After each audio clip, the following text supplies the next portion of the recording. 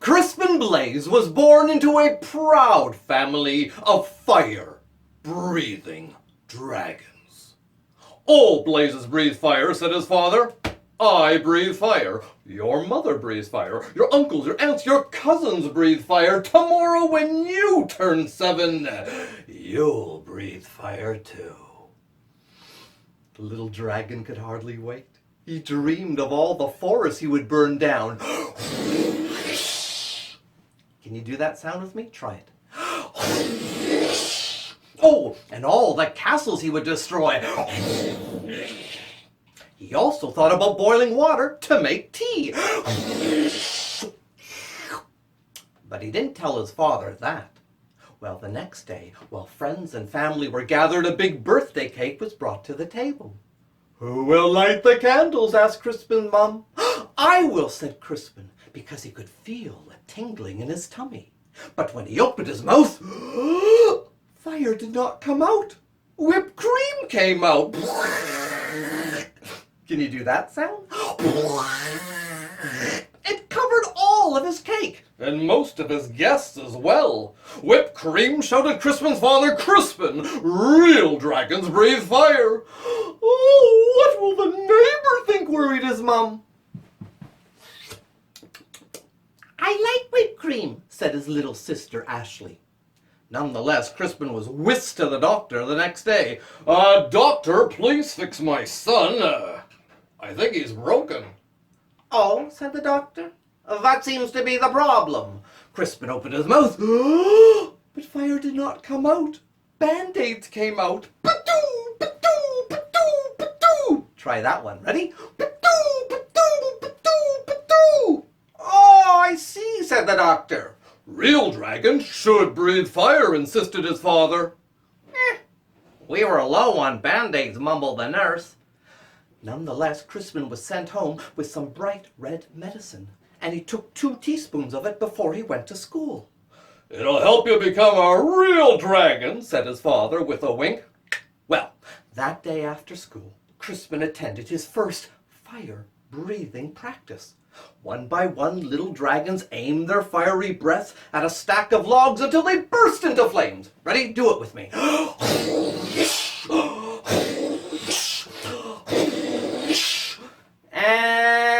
Crispin, you're next. Crispin stepped up confidently. He could feel the medicine bubbling in his belly. But when he opened his mouth, fire did not come out. Marshmallows came out. Try that one. "Marshmallows," said the coach. "Crispin, real dragons breathe fire. Isn't that right, class?" But the other little dragons didn't answer. They were too busy looking for pointed sticks to roast the marshmallows with. "Oh," thought Crispin, "I guess I'm not a real dragon." He was worried that his parents would be so disappointed in him that Crispin ran away from home. And I'll tell you something. The world can be a very scary place for a little dragon who can't breathe fire. But he found a dark cave and he said, "Well, this will be my home. I will be a fireless dragon all by myself, and I will not bother anyone, and no one will bother me." But an hour later, he had a visitor. "I am Sir George." It was a thin, shiny knight. "Show yourself, dragon!" Crispin came shuffling out of the cave. The thin, shiny knight pulled out a thin, shiny sword. "Do your worst, dragon!" Crispin opened his mouth. But fire did not come out. Soap bubbles came out. Boop, boop, boop, boop, boop. Ready?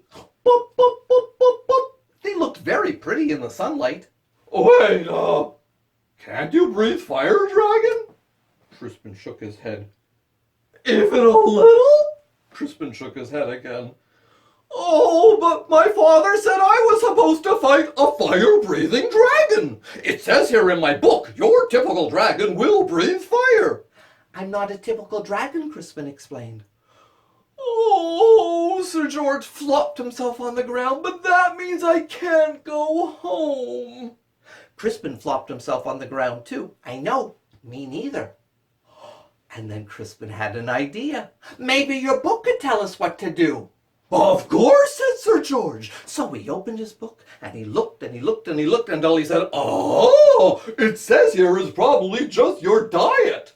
So Sir George fed Crispin some spicy curry, some blistering salsa, some scorching chili, and when Crispin ate enough, he opened his mouth, but fire did not come out. Red party streamers came out. Wee, wee, wee. Try that one. Wee, wee, wee. Well, at least they're the right color, said Sir George. It's no use, I tell you, I'm not a typical dragon. But Sir George would not give up. He went back to the book, and he looked and he looked and he looked until he said, Oh, it says here you don't have the right attitude. So Sir George showed Crispin how to look mean and angry enough that he could breathe fire.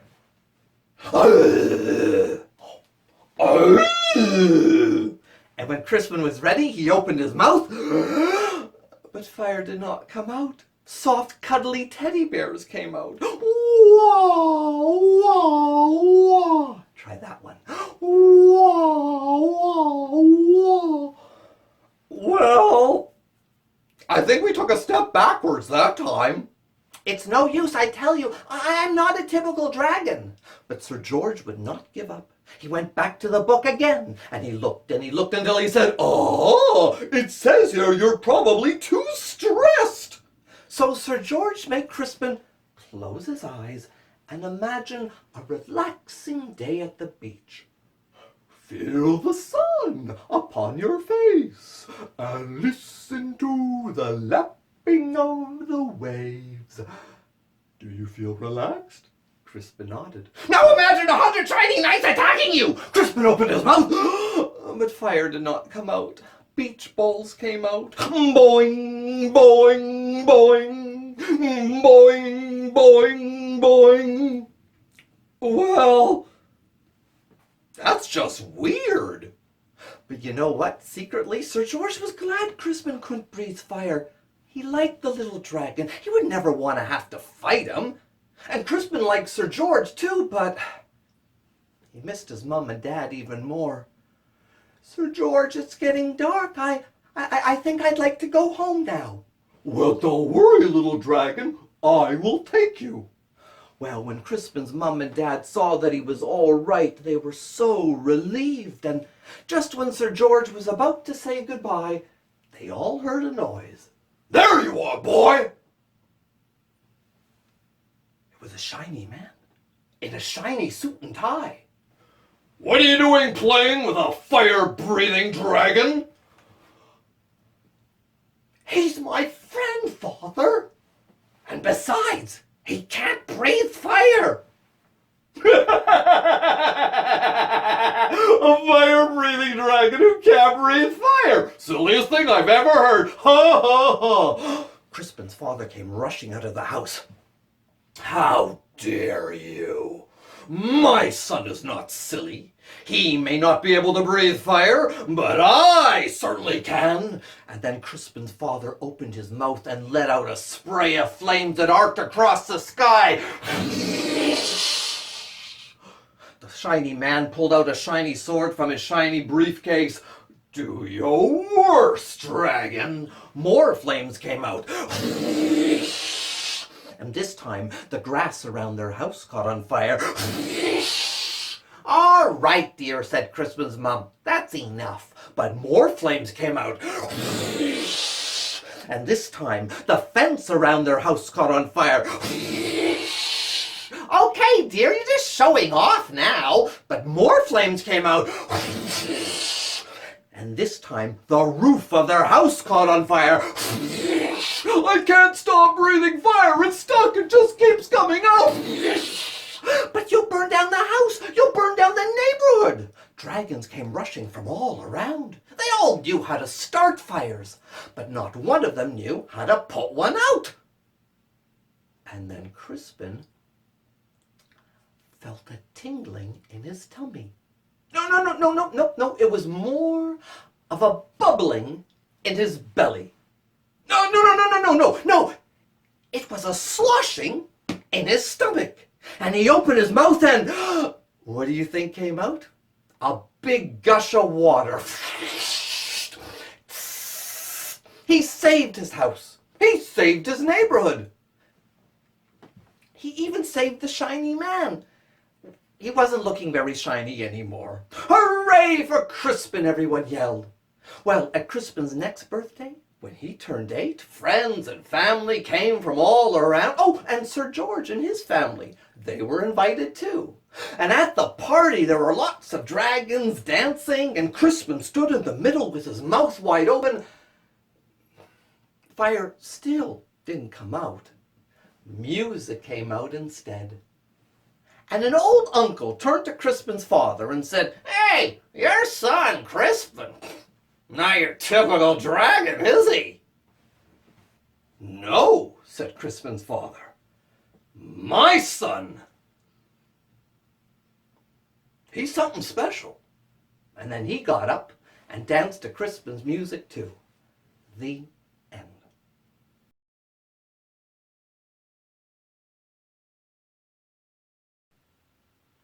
Hi everyone. When I go into schools and libraries to present my books, with the younger children, I always look for opportunities to tell the story rather than just read it. Now, not every picture book translates well into storytelling, but Not Your Typical Dragon certainly does. Adding the sound effects, as I did, allows for younger children to be inside the story. One thing you've probably observed with your children is that stories are not passive experiences for them. Young children absorb stories in their bodies as well as in their minds and their hearts. Now, their motor skills may not be quite there yet, but don't doubt for a second that in their imagination they are walking across that tightrope or climbing that mountain or breathing fire. This commitment to the imaginary is amazing to behold, isn't it? So look for these opportunities to engage in a story with your child beyond the reading. You know, if it's a story that they love, I'm sure you have read it at least 3 or 4 million times. So if it's not bedtime, put the book down and instead of reading it, just be those characters together or live those scenes, or even scenes that have been inspired from the book, and enjoy the conversations that probably will follow afterwards. I think a picture book can be a journey. So happy travels to you and that young traveling companion you're with.